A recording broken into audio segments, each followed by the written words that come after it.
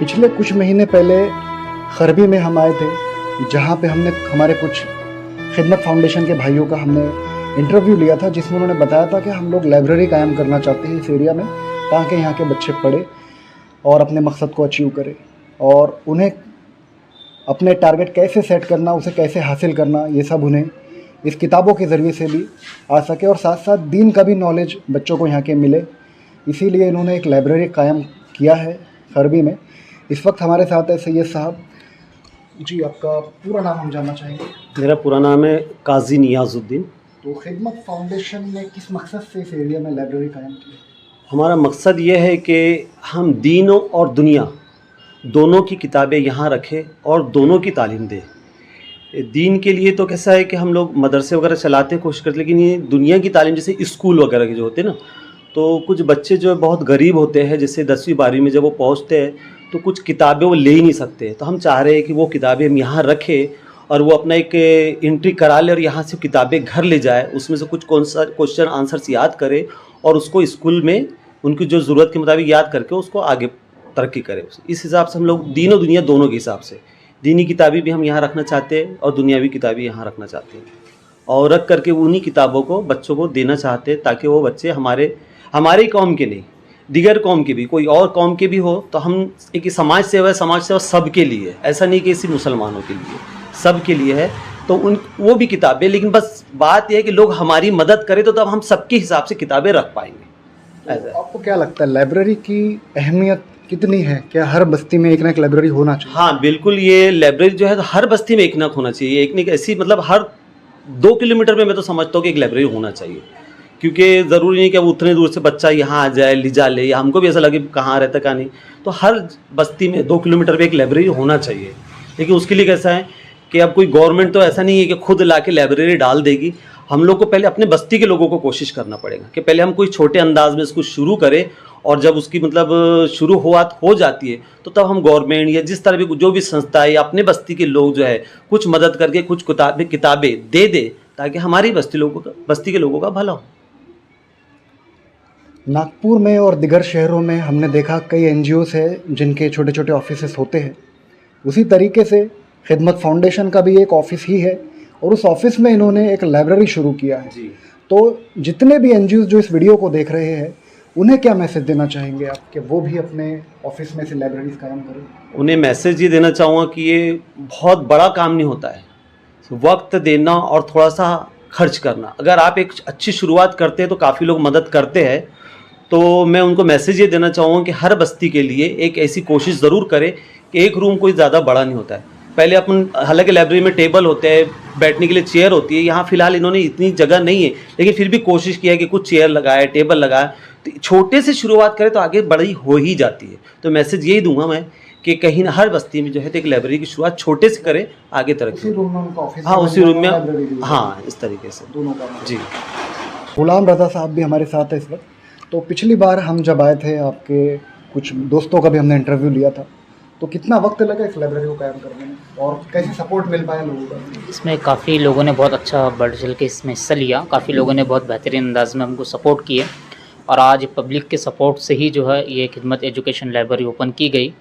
और माशाल्लाह ये जब आपने इंटरव्यू लेके गए थे उस वक्त आपने देखे थे यहाँ पे काम शुरू था, तकरीबन आपके जाने से 1 हफ़्ता बाद इसकी ओपनिंग हो गई थी। जी, इस 1 हफ़्ता बाद ये ओपनिंग हो गई थी। वगैरह कैसे, क्या मतलब यहाँ तक पहुँच पाई? इसके अंदर में कुछ फाउंडेशन की जानिब से आई है और कुछ लोगों ने डोनेट किए है। और आगे चल के अगर से आपको इसका और इसे बढ़ाना है तो कैसे हो पाए? इसके ऊपर में हमारी तैयारी है।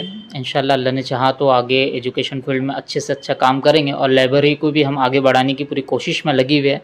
हम सिर्फ पब्लिक का सपोर्ट चाहते हैं।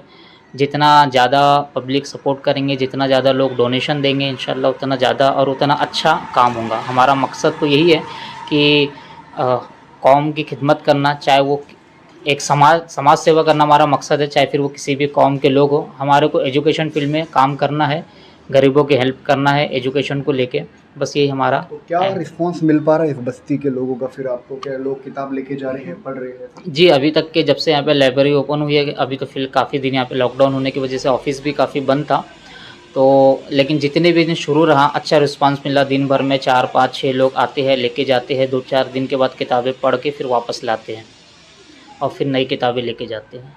इस तरह का रिस्पांस अभी फ़िलहाल है। अभी जैसे ही लॉकडाउन खुल जाएगा तो इसमें इंशाल्लाह और तेज़ी आ सकती है। तो जैसा भी हम देख रहे हैं कि यहाँ पे तकरीबन 90% दीनी किताबें हैं, तो दुनियावी किताबें ज़्यादा से ज़्यादा यहाँ पे आए, ऐसा क्या प्लानिंग है इसका? नहीं, इसकी प्लानिंग हमारी यही है कि दुनियावी और दीनी दोनों किताब हमारा मकसद है यहाँ पे रखना, ताकि लोग को दीन का भी इल्म हो और दुनिया का भी इल्म हो। तो यहाँ पे दीनी किताबें जो आप ज़्यादा देख रहे हैं, इसका रीज़न ये है क्योंकि यहाँ पे ज़्यादातर लोगों ने भी किताबें डोनेट किए हैं, तो ज़्यादातर दीनी ही किताबें आई हैं, क्योंकि इसको महरूमिन के साले सवाब के लिए इसमें लोगों ने डोनेट करे थे। तो लोगों की तवज्जो दुनियावी किताबों की तरफ नहीं गई। लेकिन इंशाल्लाह जैसा अभी स्कूल कॉलेजेस वगैरह शुरू हो जाएंगे और हमारे यहाँ पे, तो इंशाल्लाह हम इस पे जो है दुनियावी किताबों की तरफ हमारी ज़्यादा तवज्जो रहेंगी, ताकि हम लोगों की हाजत को महसूस कर सकें कि लोगों को किस किताब की ज़रूरत है, फिर उनके एतबार से यहाँ पे किताबें रखी जाएंगी। हमको ऐसा डोनेट करना चाहता है तो वो हमारे नंबर्स के ऊपर में कांटेक्ट करें और वो हमारे ऑफिस में भी आ सकता है ताकि वो ये लाइब्रेरी को देख भी ले। हम चाहेंगे एक बार आप अपना एड्रेस पूरा बता दें।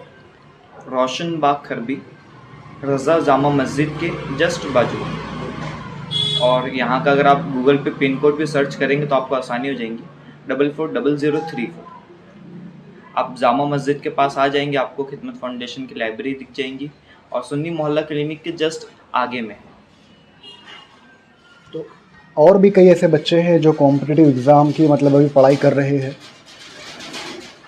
तो उन लोगों की आप किस तरह से हेल्प करोगे? अगर कोई नीट की एग्ज़ाम दे रहा है या फिर JEE की एग्ज़ाम दे रहा है, और ये सब जो बुक्स होती है ना, ये ज़्यादा कॉस्टली होती है, तो अगर वो ज़रूरतमंद है और उसके पास पैसे नहीं है तो वो हमसे कांटेक्ट करे और हमसे कांटेक्ट करने के बाद वो बताए कि हमको ये चीज़ की अवेलेबल है। तो हो सके हमारे कांटेक्ट में भी कुछ ऐसे बच्चे हैं कि जो JEE की क्लासेस कर चुके हैं या फिर नीट की क्लासेस कर चुके हैं, उनसे हम बुक प्रोवाइड करके उसको दे देंगे। कैसे मैनेज कर पा रहे हो आप लोग? मतलब यहाँ पे बच्चे आके खुद पढ़ते हैं या बुक्स लेके जाते हैं, कैसे हो पाता है? यहाँ पे तो अभी यही देखा जा रहा है कि बच्चे जो है बुक्स लेके जा रहे हैं, क्योंकि एक तो लॉकडाउन का भी है और फिर उनको पसंद आ रहा है कि हम घर में बैठ कर थोड़ा सा उसको इंटरेस्ट के साथ पढ़े, थोड़ा सा टाइम देते हुए पढ़े, क्योंकि बच्चे जब बुक्स लेके जाते हैं तो 3 से 4 दिन बाद लेके आते हैं। लाइब्रेरी की क्या अहमियत मानते हो आप? अगर हमें इस फील्ड में और हमें एजुकेशन के फील्ड में आगे बढ़ना है तो हमें बुक्स पढ़ना पड़ेगा। जो पढ़ेगा वो ही सीखेगा, जो नहीं पढ़ेगा तो जाहिर सी बात है कि वो सीखेगा क्या। अभी हमने देखा है कुछ ऐसे एरियाज़ है जहाँ पे कई सालों पुरानी लाइब्रेरी है लेकिन वो पूरी खंडर बन चुकी है। ऐसे लोगों को क्या पैगाम देना चाहिए? ऐसे लोगों के लिए यही रहेगा कि वो अपनी लाइब्रेरी को जो है थोड़ा सा क्लीननेस करे, फिर उसके बाद में ऐसा करे कि जो स्टूडेंट्स जो पढ़ाई कर रहे हैं उनसे खुद जाके कांटेक्ट करें और बोले अगर आपको ज़रूरत है बुक्स की तो आप हमारे पास आइए, हम आपको बुक्स प्रोवाइड करके देंगे। इससे क्या होगा कि 1 से 2 बच्चा आएगा, 2 से 3 बच्चा आएगा, उससे हमको ये चीज़ पता चलेंगी कि इस समय पे कौन सी बुक्स की ज़्यादा ज़रूरत है। क्योंकि अगर सिर्फ एक लाइब्रेरी ओपन है तो लाइब्रेरी में ऐसे नहीं कि हर प्रकार की बुक्स होती है। वहाँ पे कुछ बुक्स ऐसे होती है कि जो ज़्यादा फेमस होती है लेकिन वो बुक्स लाइब्रेरी में अवेलेबल नहीं होती है।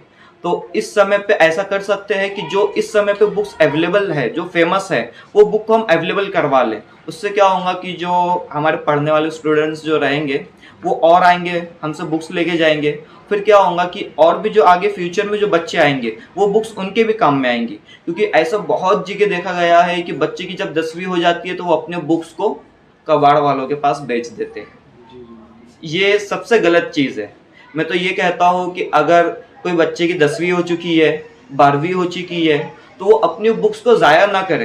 कबाड़ वाला क्या करता है, बुक्स को फाड़ता है, फाड़ के रद्दी में बेच देता है और उससे क्या है कि जो लिखी हुई जो अहमियत है ना वो भी चले जाती है। उससे अच्छा कि वो बुक्स को कोई गरीब को दे दे या फिर लाइब्रेरी में लाके जमा करवा दे, हमारे पास जमा करवा दे। उससे क्या होगा कि आगे में और बढ़ते जाएगा एजुकेशन। आपका ये छोटा सा ऑफिस भी है और साथ में आप लाइब्रेरी भी चला रहे हो जी। नागपुर शहर में 100 से भी ज़्यादा ऐसे NGOs अभी तो बन चुके हैं जब से लॉकडाउन लगा, उनका ऑफिस भी है। तो आप उन्हें क्या पैगाम देना चाहोगे कि वो अपने ऑफिस में ऐसा ही एक लाइब्रेरी कायम करें? देखिए, जिससे कि आप अपने फील्ड में वर्क करते हैं तो वैसे मैं भी एक आपसे कहना चाहूँगा कि आप एजुकेशन फील्ड में भी कम से कम रोज़ का आधा घंटा 1 घंटा तो दें। इससे क्या होगा कि हमारी जो आने वाली जो नस्ल रहेंगी वो पढ़ी लिखी बनेंगी। अगर जो बंदा पढ़ा लिखा होता है वही बंदा आगे बढ़ता है। आपने देखा होगा कि डॉक्टर्स जो है बिना पढ़े लिखे डॉक्टर्स बनते नहीं है, इंजीनियर बिना पढ़े लिखे बनते नहीं है। पढ़ेगा जब भी तो बनेगा ना, पढ़ेगा ही नहीं तो वो बनेगा कहाँ से। और पढ़ने के लिए सबसे ज़्यादा ज़रूरत पड़ती है किताब की। हम अपने मोबाइल से कितना भी पढ़ने की कोशिश करें, हम नहीं पढ़ पाते हैं, क्योंकि मोबाइल ये पढ़ने के मकसद से नहीं बनाया गया है। मोबाइल ये कॉलिंग के मकसद से बना गया है, सोशल मीडिया के मकसद से बना गया है। लेकिन किताबें जो है ना, ये सिर्फ पढ़ने के मकसद से बनी गई है। किताब अगर हम पढ़ेंगे तो उसका नॉलेज हमको आएगा। और किताब पढ़ने से फ़ायदा ये है कि अगर आप मोबाइल से पढ़ते हो तो आपके आइस जो है ये लॉस होने के इसके अंदर चांसेस है। लेकिन अगर आप किताब कितनी भी देर तक के पढ़े, उसके अंदर आपके आइस को कोई खतरा नहीं है। तो आप बुक्स की तरफ बढ़े, और बुक्स के लिए आप ऐसा हो सके कि बुक्स डोनेट करवाए गरीब बच्चों को, या फिर इसके अवेलेबल करवा के दे।